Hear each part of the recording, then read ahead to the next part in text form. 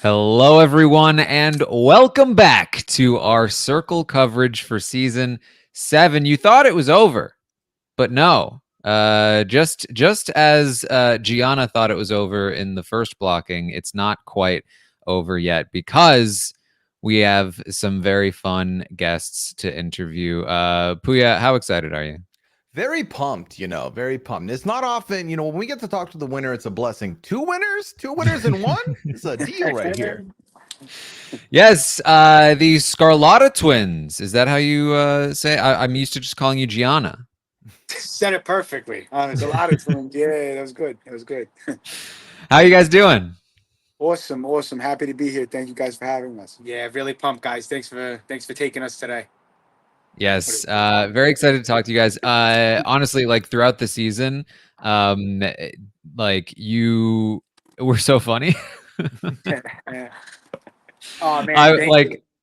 I when we were introduced to you two, I was like, is this for real? Like, are these two for real? And then you really were for real. Like, you really like the dynamic between the two of you. You really worked in lockstep. You were such a good catfish. From what we saw, it seemed like not a lot of people had any real suspicion that you were not Gianna. And I mentioned this on the finale recap, but I feel like you played one of the more dominant games of the circle here. So congratulations. Thank you so much. He said it perfectly. Really said it. Wrapped it up perfectly right there. Thank you so much, man. Question I want to ask y'all coming into this is, your energy is infectious, but it was never under 11 out of 10.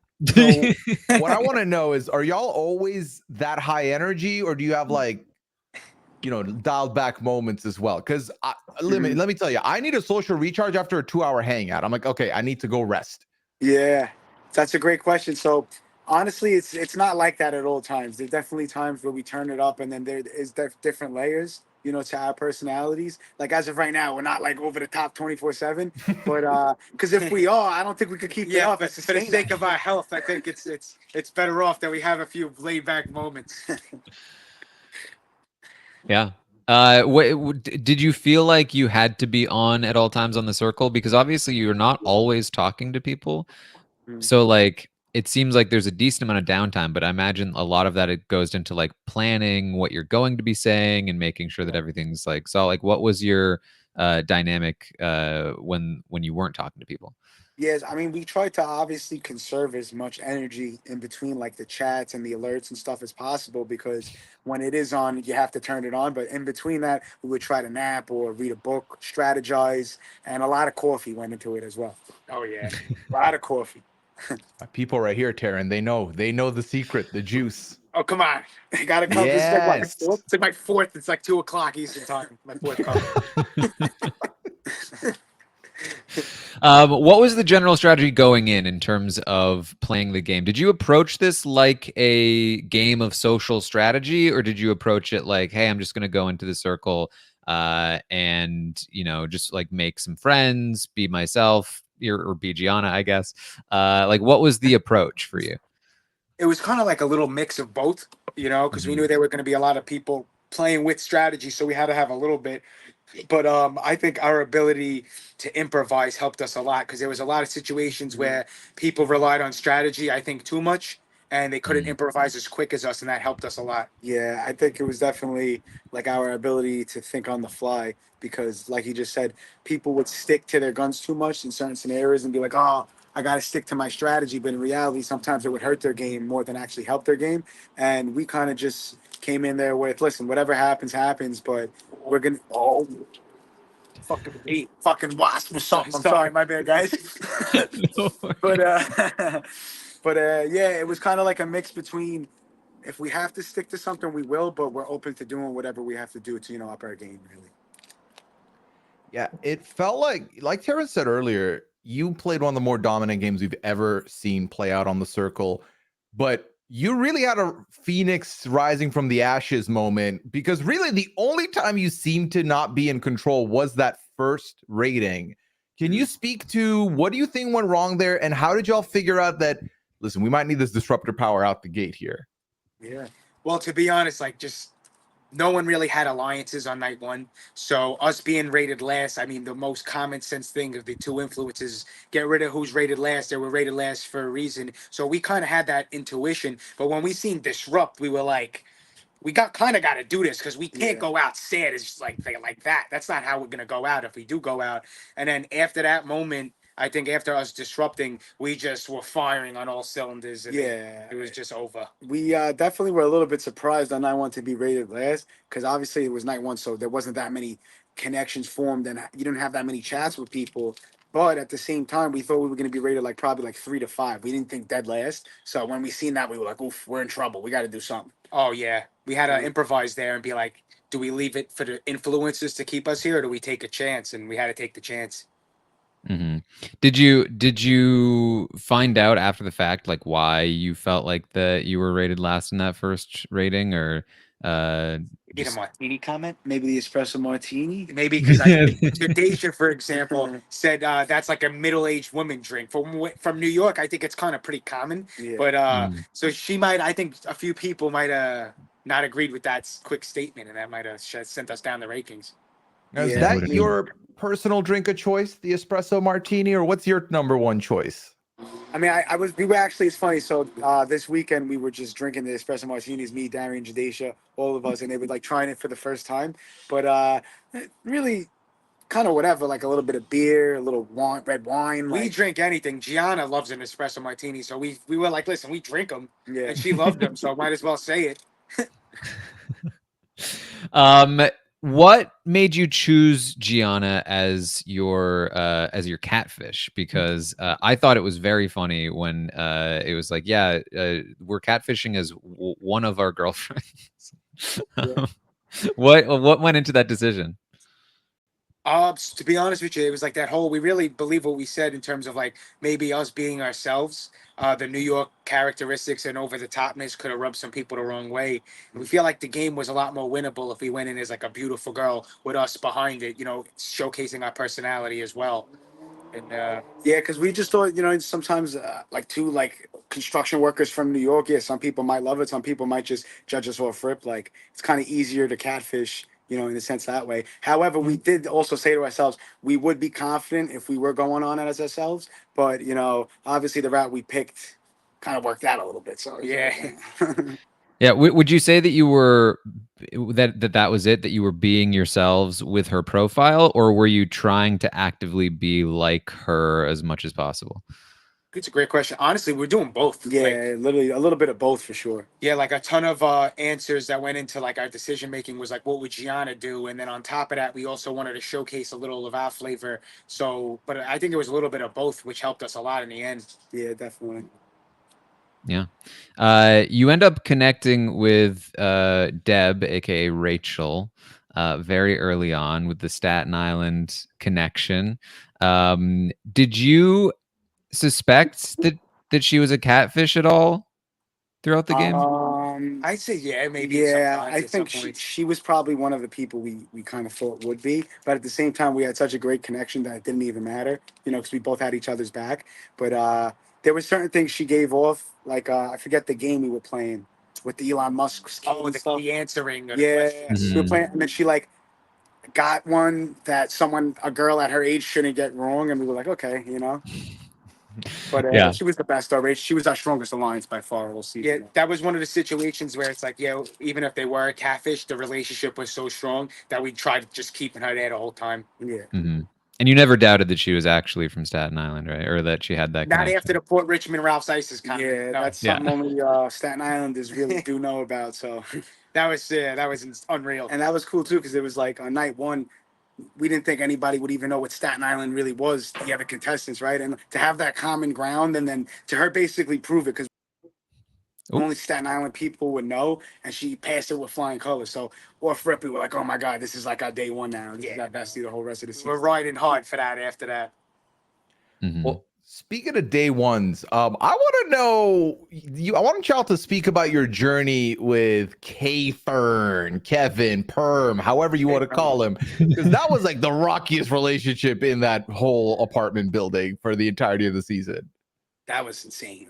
It was unreal. I mean, it started in the influencer chats. Like, we kind of seen Kevin as like a bullshitter in the beginning. We were seeing through it, and after the major beef, like, it was insane. It just led to like the most respect, because it was so much beef that it led to respect, and we developed like one of the sneakiest and most strategical alliances in the circle. Yeah, You know, towards the end there. There was definitely like a 5-day period though where we were going to war, and we were like, I can't stand this hate perm kid, like, you know what I mean? We were definitely, and vice versa, we were definitely beefing and hating each other in the beginning, but then, you know, at the end of the day, us being influencers 3 times together, game does respect game, and we had so much time to talk and reflect about things that we did wind up, you know, finding that alliance, and it did bring the both of us, you know, not only to the finish line but to the top 2.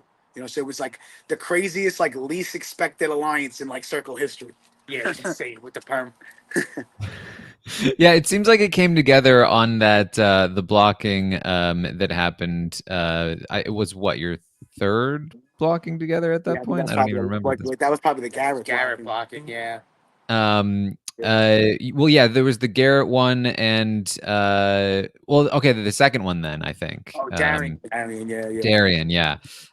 Where he was really pushing Darion after Darion made him an what did you guys, for just a quick side note, what did you think about when you found out that it was Darion that made Kevin the influencer?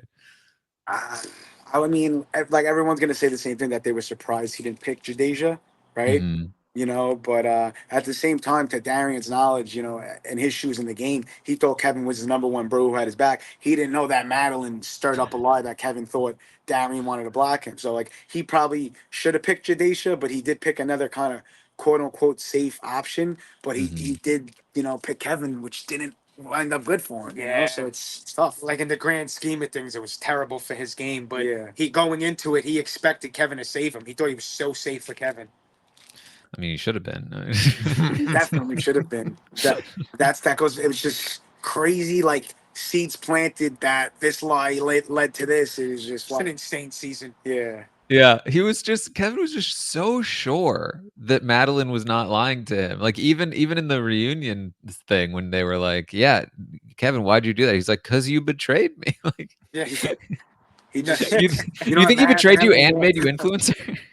How does that work? But yes, so during the Darion blocking, it seemed like this, and we've heard of this before, that like some of these influencer chats can last hours and hours. Yeah. And I imagine this felt like one of them, that like it might have lasted a while before you finally agreed to the Darion blocking and the alliance with him. Can you tell me about this chat? Oh my God, it might actually go down as the longest influencer chat in circle history if they add up the numbers. We were in there for like 4.5 hours with Kevin. Yeah, that was like that was by far. We're not budging. Other than night 1, that was like the longest night, and we were doing anything we could to keep Darion in, you know, and we weren't budging to the point where like the circle was like, players, like, it literally wrote to us, players, you have to come to a decision. Like, it was that much of like back and forth, rebuttal after rebuttal, that it was just hours and hours, and we needed to come to some decision, you know. Mm-hmm. Did you feel like at the time that you had relented, or that you felt like you had succeeded in getting something out of that that you needed? That was the Darion blocking. I would say a little bit of both, because we didn't want him to go home, but we had to. We did come to a compromise, and Kevin agreed to take all the heat. Mm-hmm. But at the same time, we knew people like someone like, for example, Jadeja or Garrett, someone like that, might not forgive us fully for it. So, you know, we knew we would get a little bit of backlash. Yeah, it just kind of came down to the point where it was like, obviously someone has to go, and once it came to the decision, it was Darion. We're like, the only way we're gonna do this is if, Kevin, you take like 100% of the blame, so at least it deflects the heat off of us, you know. So that's kind of like the only success, I guess, that came out of it for us, because we do like Darion as a person, as a player, great guy. But even though he did go, the positive for our game at least was it put a gigantic target on Kevin's back. Yeah, you know. Yeah. In watching the season back, because I'm gonna assume you have, and feel free to correct me if you haven't. What was some of the more shocking things you found out that you may not have known beforehand? I would say towards the end, I didn't realize after we blocked Garrett how much Jadeja wanted us out. So watching that back definitely was like, because we knew how, and we knew how, like, much we fought for her in every influencer chat. So definitely was surprising to see that. Yeah. What else? Just the Madeline lies, a ton of lies. It was Yeah, like I was surprised that Tierra was a catfish, a little bit. I kind of had like a because she was just always like going nuts, saying something crazy. But to see Antonio at the finale, I was like, wow, I did not really expect that. kind of knew Kevin was definitely who he said he was. We Yeah. were like it was just it's so easy to tell. He was The way he talked, everything. Yeah. That's a Cali kid. Not a lifeguard though. No, Definitely not a lifeguard. So what would you say was the most important part of your win? Like what was the move that was the most important thing for your game? Like what move we made? Yeah. Think about that. Anything specific? I would say. I just got to reflect there. Just give us a second. No worries. It's a good question. I would say there's not really any standalone moment that I could think of. Yeah, because like even when we were blocking people, like, I mean, honestly, let's be like probably us disrupting. If we're being completely honest, like Yeah, that's fair. it's like if we didn't hit the disruptor on night one, like I think everyone else didn't choose to disrupt that night, but they didn't feel the desperation that we felt. So if we didn't choose to disrupt, we were on night one, and it would have been horrible. and that was our story. Yeah, it would have been the worst. That is true. Yeah. So Definitely that, and I would say even like sticking to our word throughout the season too. Like even though people ended up getting blocked, like Garrett and Darion, that we wanted to obviously cross the finish line with us, we legitimately did like everything possible to try to keep them in. But when you're an influencer with somebody, clearly someone has to go, and you have to compromise something. So it's like you can't save everybody, but us sticking to our word and not really stabbing anybody in the back. I think that was definitely something that we could be proud of too. Yeah. That we won like an honest way, other than the catfish, obviously. So I wanted to ask about this. It just came to my mind. So one of the disruptor modes this season, we saw Deb and Rachel and Madeline have to switch profiles for a couple of days there. Yeah. As the number one allies to Rachel, did y'all end up having a conversation during that time? How did you feel? Did you pick anything up during it? See, that was actually surprising. Like we didn't really get that many. They actually played each other pretty well, to be honest. I would say I don't really remember a time where I was like, wait, Yeah, I don't think there was like a time where we were talking to Rachel and then it was Madeline and we're like, whoa, why does she sound so different? Yeah. I think we didn't even think that would be an option. Yeah, so right. we didn't even second guess that we just were talking to her like as is. Yeah. So, but they did great at playing each other for the time being. Yeah, when they told us that, I was like, no way. Yeah, what the hell? So something that you managed to do obviously was maintain this like top influencer spot basically throughout the entire game, which doesn't usually happen. Like usually if you get the top spot, there's a bit of like backlash. We don't want them to be influencers again, or we want like they're a little bit of a target, a little bit of a threat. What do you think it was that you were doing that was allowing you to maintain that top position throughout, even though everyone knew you were in the top position?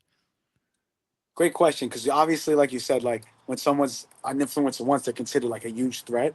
But I would say when we were influencers, we did a great job of deflecting the heat off of us, But at the same time, people were kind of scared to go against us for a little bit because we became such a powerful force that it was kind of like anybody who ever did anything wrong to Giana basically went home. Like Andy and Savannah basically went home. Kevin, if he wasn't an influencer, was probably going to go home too if he weren't influencers 3 times, Yeah.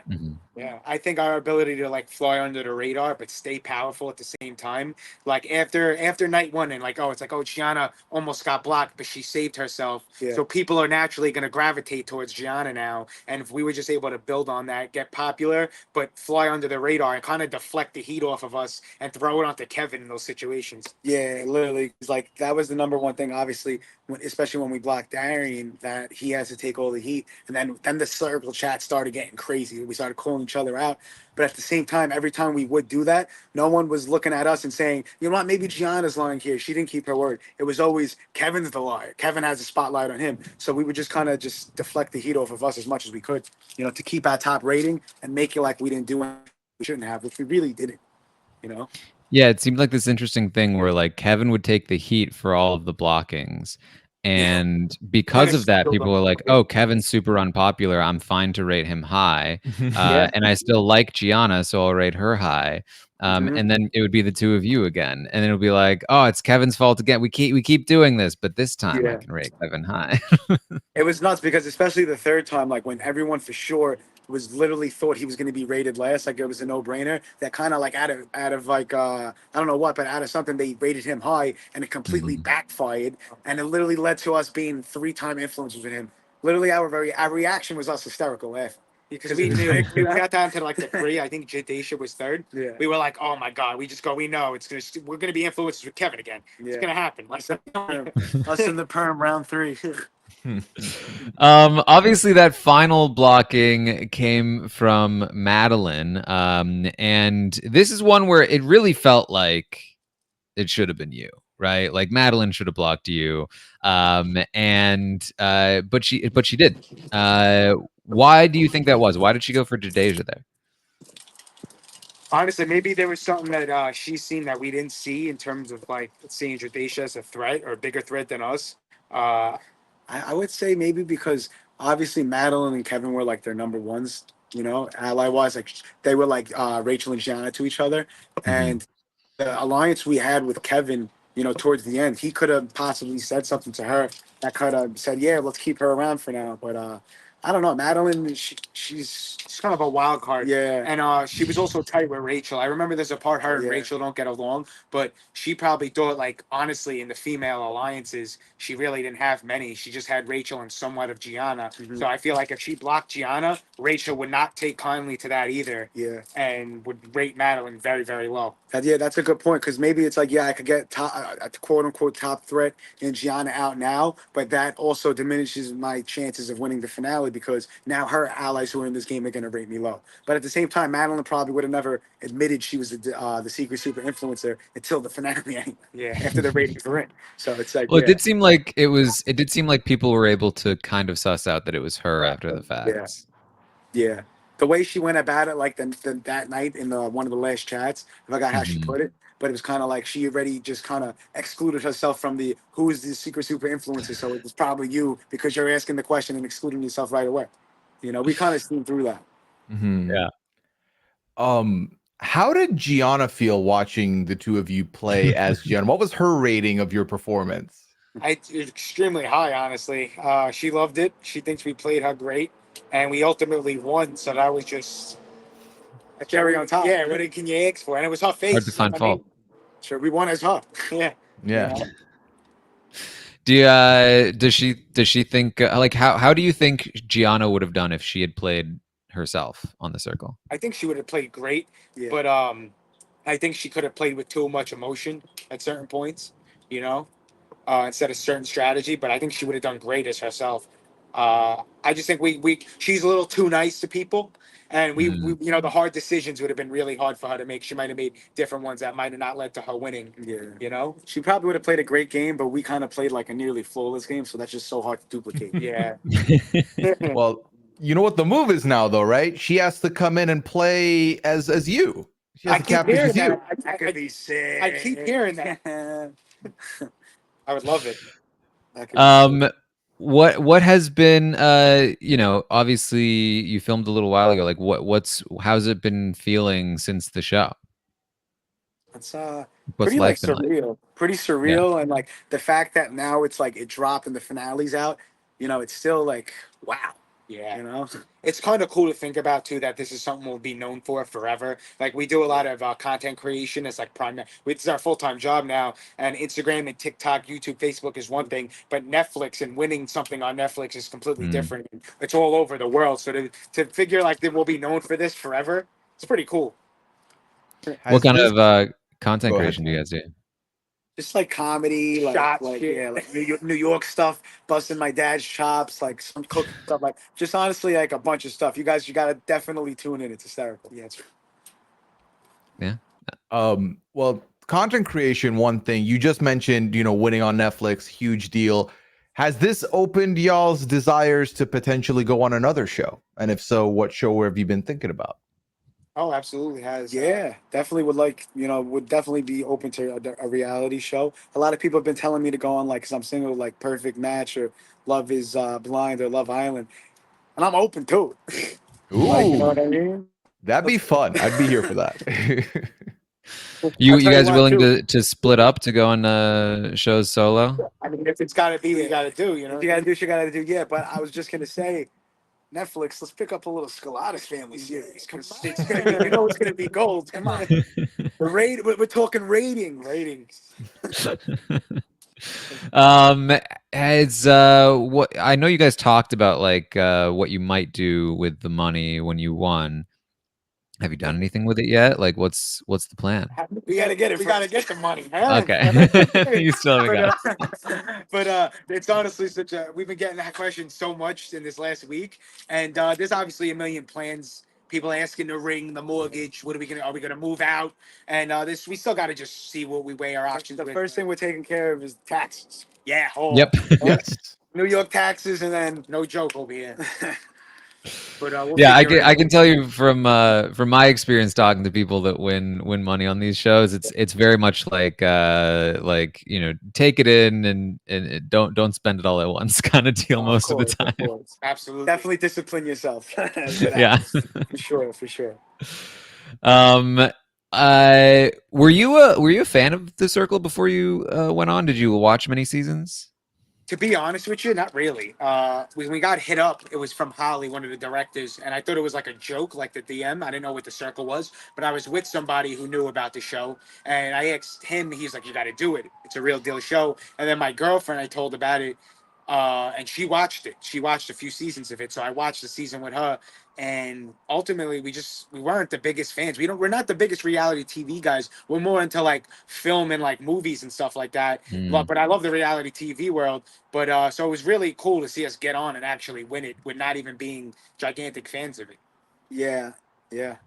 What's like the TV and film you're into the most? Like obviously one of our goals down the line is we want to like obviously act, but write and direct our own movies, short films, and we're big like classic movies guys, like Breaking Bad, The Sopranos, Game of Thrones. 3 of our favorite shows. Then you got like slapstick comedies, like old school comedies that aren't being done anymore. That low budget friendly, but like dirty work. And the list goes on. Waiting, Accepted, like American Pie. Yeah, like funny comedies that we want to write too. So, you know, and like we love reality too. Like I'm saying, I want to say we love reality. We like it too. But it definitely could open up so many doors, and it's such a cool concept because all these new shows they have going on, it's like the opportunities are endless, and it's always just awesome. So we're definitely open to anything in that realm in the future. But we also have a really, really strong love for, you know, filmmaking and stuff like that also. Yeah, well, listen, I wish you the best of luck with all of that. Thank you. Oh, thank you guys. Pooya, any other questions? No, this was just so much fun. I'm glad the wasp didn't get you in the middle of this, but it's been a It delight. almost got me. It almost took me out for the count. Oh, I did have a question. I noticed love the tattoos. Was it intentional to get them on opposite arms? Was it? I don't think so. I think we just Wait, so what did your first one you got on your right or your left? no left. So our first one we got was actually on the same arm. It was my mom's name. And then after that, I put my dad's name in here, and I just started doing this arm. And he kind of just stuck with his arm. I just stuck with this arm. Not really like a plan, but it kind of just happened. Yeah. I mean, it works. It does. It gives a little, there's a little difference there.